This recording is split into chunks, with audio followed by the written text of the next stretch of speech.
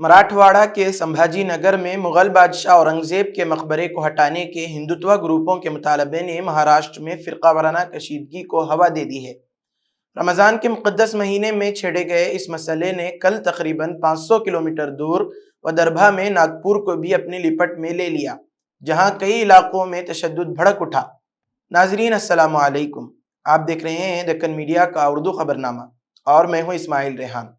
नागपुर के महल इलाके में जहां भारतीय जनता पार्टी की नजरियाती तंजीम राष्ट्रीय स्वयं सेवक संघ यानी आरएसएस का सदर दफ्तर वाक़ है, हालात उस वक्त मजीद बिगड़ गए जब रियासत भर में ये अफवाहें फैलीं कि विश्व हिंदू परिषद यानी वीएचपी और बजरंग दल के कारकुनों ने अपने एहतजाज के दौरान कलीमा लिखे हुए कपड़े को नजरातिश कर दिया है। इस इश्तियालंगेज दावे के बाद नागपुर के मुख्तलिफ इलाकों बशमूल चिटनीस पार्क, कोतवाली, गणेश पेट और महल में कशीदगी बढ़ गई। शाम 7:30 बजे और फिर रात 10:30 बजे दो मुख्तलिफ औकात में तशद्दुद के वाक़यात पेश आए, जिनमें मुश्तइल हुजूम ने गाड़ियों को आग लगा दी, दुकानों में तोड़फोड़ की और पुलिस पर पथराव किया। नागपुर के पुलिस कमिश्नर रविंद्र संघल के मुताबिक इस हंगामे में कम से कम 4 पुलिस एहलकार जख्मी हुए। उन्होंने बताया कि सूरत हाल काबू में रखने के लिए नागपुर के कई इलाकों में इम्तनाई अहकामात नाफिज कर दिए गए हैं, जो अगले नोटिस तक बरकरार रहेंगे। नागपुर न सिर्फ आरएसएस का गढ़ है, बल्कि महाराष्ट्र के वज़ीर आला देवेंद्र फडणवीस का आबाई शहर भी है। फडणवीस ने पथराव के वाक़ये को नाकाबिले कबूल करार देते हुए अवाम से अमन व अमान बरकरार रखने की अपील की। एक वीडियो पैगाम में उन्होंने कहा, मैंने पुलिस कमिश्नर को हिदायत दी है कि तशद्दुद में मुलव्विस अफराद के खिलाफ सख्त कार्रवाई की जाए। कशीदा हालात के पेश नज़र नागपुर के कोतवाली, गणेश पेट, तहसील लक्कड़गंज, पचपावली, शांति नगर, सकरदरा, नंदनवन, इमामवाड़ा, यशोधरा नगर और कपिल नगर थाने के तहत आने वाले इलाकों में कर्फ्यू नाफिज कर दिया गया है। हुक्काम ने वाज़ेह किया है कि मेडिकल इमरजेंसी के अलावा किसी को भी घरों से निकलने की इजाज़त नहीं होगी, जबकि 5 से ज़ायद अफराद के जमा होने पर पाबंदी आयद कर दी गई है। हुक्काम ने खबरदार किया है कि अफवाहें फैलाने वालों के खिलाफ सख्त कार्रवाई की जाएगी और भारतीय न्याय संहिता की दफ़ा 223 के तहत मुकदमात दर्ज किए जाएंगे। ताहम पुलिस, सरकारी अफसरान, फायर ब्रिगेड और इम्तिहानात में शिरकत करने वाले तलबा को इस पाबंदी से मुस्तस्ना रखा गया है। ये तनाज़ा नया नहीं है। हर साल शिवाजी जयंती या रमज़ान के दौरान हिंदुत्व ग्रुप औरंगजेब के मकबरे को हटाने का मुतालबा दोहराते हैं, जिससे फिरका वाराना कशीदगी जन्म लेती है। इस साल भी यही मामला बढ़ते बढ़ते रियासती दारुल हुकूमत से नागपुर तक पहुंच गया। ऐनी शाहिदीन के मुताबिक मास्क पहने हुए नामालूम अफराद नागपुर के हंसपुरी इलाके में दाखिल हुए, जो आरएसएस हेडक्वार्टर से सिर्फ 1 किलोमीटर दूर है। एक मकामी शहरी ने बताया, ये अफराद हथियारों, हॉकी स्टिक्स और कांच की बोतलों से लैस थे और उनका इरादा वाज़ेह तौर पर फसाद फैलाना था। पुलिस और मकामी इंतजामिया ने यकीन दहानी कराई है कि सूरत हाल पर कड़ी नज़र रखी जा रही है और हालात मामूल पर लाने के लिए तमाम ज़रूरी इक़दाम किए जा रहे हैं। ताहम इस बात का खदशा बरकरार है कि अगर मजहबी और सियासी गिरोह अपनी इश्तियालंगेज कार्रवाइयाँ जारी रखते हैं तो महाराष्ट्र में फिरका वाराना हम आहंगी मजीद मुतासिर हो सकती है। ये वाक़या भारत में बढ़ते हुए फिरका वाराना तनाज़ियात और हिंदुत्व सियासत की एक और मिसाल है। ये सिर्फ दो बिरादरियों के दरमियान झड़प का मामला नहीं, बल्कि एक मुनज़्ज़म नज़रियाती और सियासी एजेंडे का हिस्सा मालूम होता है। इन हालात में ज़रूरी है कि आवाम, मीडिया, सिविल सोसाइटी और अदालतें मिलकर इस रुझान को रोकने के लिए मुअस्सिर इक़दाम करें, ताकि भारत में जमहूरी अक़दार, सेकुलरिज़म और समाजी हम आहंगी बरकरार रह सके। Point of no profit, no loss is called break-even point. Sounds simple, right? But here is the real question. Why do so many fail in professional courses like CMA US? Hi everyone, this is Arif Irfan, Director and Lead Instructor at Dari Academy. Most fail in professional courses like CMA US because they don't understand the logic or the why behind the formulas. No logic, no success. Similarly, without understanding the meaning of a concept, you can't build the confidence to crack a professional exam like CMA US. But here's the good news. Once you understand the logic behind it, everything starts to click.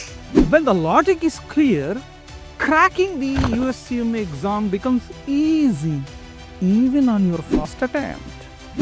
These are our students who followed Dari Academy's proven system mastered the concepts, and achieved their CMA dreams.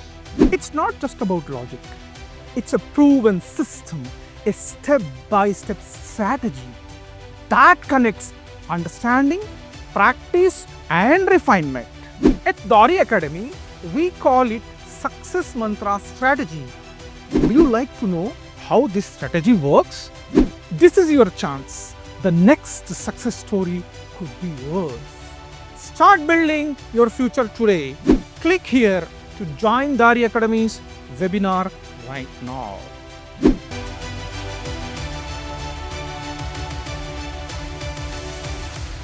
اب آئیے بڑھتے ہیں دوسری خبر کی طرف۔ رات کے اندھیرے میں جب اہل غزہ سحری کی تیاریوں میں مصروف تھے، اسرائیلی جنگی طیارے موت برسانے کے لیے فضا میں منڈلا رہے تھے۔ مقامی وقت کے مطابق رات 2 بجے اسرائیل نے غزہ پر درجنوں حملے کیے اور چند ہی لمحوں میں معصوم فلسطینیوں کے گھروں، پناہ گاہوں اور کیمپوں کو آگ و خون میں نہلا دیا۔ کل رات 2:30 بجے اسرائیلی ڈیفنس فورسز اور سیکورٹی ایجنسی نے اعلان کیا کہ وہ حماس کے دہشت گردی کے اہداف کو نشانہ بنا رہی ہیں۔ یہ اعلان در حقیقت شہری آبادی پر ایک بھیانک جنگ مسلط کرنے کا اعلان تھا۔ صرف 15 منٹ بعد فلسطینی سول ایمرجنسی سروس نے رپورٹ دی کہ اسرائیل نے کم از کم 35 فضائی حملے کیے ہیں، جن میں 15 افراد شہید اور درجنوں زخمی ہو گئے۔ رات 3 بجے اسرائیلی وزیر اعظم بنجامن نیتن یاہو کے دفتر سے بیان جاری ہوا کہ انہوں نے حماس کے قیدیوں کی رہائی سے انکار اور امریکہ و دیگر ثالثوں کی تجاویز مسترد کرنے کے بعد اپنی فوج کو سخت کارروائی کا حکم دیا ہے۔ اس اعلان کے بعد ایک اور شدید حملے کی لہر شروع ہو گئی اور رات 3:20 پر حماس نے اسرائیل کی اس جارحیت کو دھوکہ اور غداری قرار دیتے ہوئے کہا کہ صہیونی حکومت نے جنگ بندی کو مکمل طور پر ختم کرنے کا فیصلہ کر لیا ہے۔ رات 3:40 پر اسرائیلی فورسز نے دعویٰ کیا کہ انہوں نے حماس کے درجنوں ٹھکانوں کو نشانہ بنایا ہے۔ پھر صبح 4 بجے سے پہلے یہ خبریں آئیں کہ اسرائیلی حملوں میں حماس کے اعلیٰ سیکورٹی عہدیدار محمد ابو وفا شہید ہو چکے ہیں۔ اسرائیل کی یہ حکمت عملی حماس کی قیادت کو ختم کرنے اور غزہ میں مزید خوف و ہراس پھیلانے کا ایک مذموم حربہ ہے۔ ایک اور بھیانک صبح، جب سورج طلوع ہوا تو تباہ شدہ عمارتوں کے ملبے تلے دبے لاشیں چیخ چیخ کر اسرائیلی جارحیت کی گواہی دے رہے تھے۔ صبح 8 بجے حماس کے زیر انتظام وزارت صحت نے اعلان کیا کہ صرف ایک رات میں 330 فلسطینی شہید ہو چکے ہیں۔ یہ وہ بے گناہ انسان تھے جو یا تو سحری کے لیے جاگ رہے تھے یا خوابوں میں مصروف تھے، لیکن اسرائیل نے ان کے خواب، ان کی زندگیاں اور ان کے گھروں کو ایک ہی رات میں ملبے کا ڈھیر بنا دیا۔ کیا عالمی ضمیر جاگے گا؟ یہ حملے اس حقیقت کو مزید عیاں کرتے ہیں کہ اسرائیل کسی بھی امن معاہدے یا جنگ بندی کو برقرار رکھنے میں سنجیدہ نہیں، بلکہ فلسطینیوں کے قتل عام کو اپنی حکمت عملی کا حصہ بنا چکا ہے۔ سوال یہ ہے کہ عالمی برادری کب جاگے گی؟ کیا دنیا ان سفاک حملوں پر خاموش تماشائی بنی رہے گی یا فلسطینیوں کی مظلومیت کے خلاف عالمی ضمیر آخر کار بیدار ہوگا؟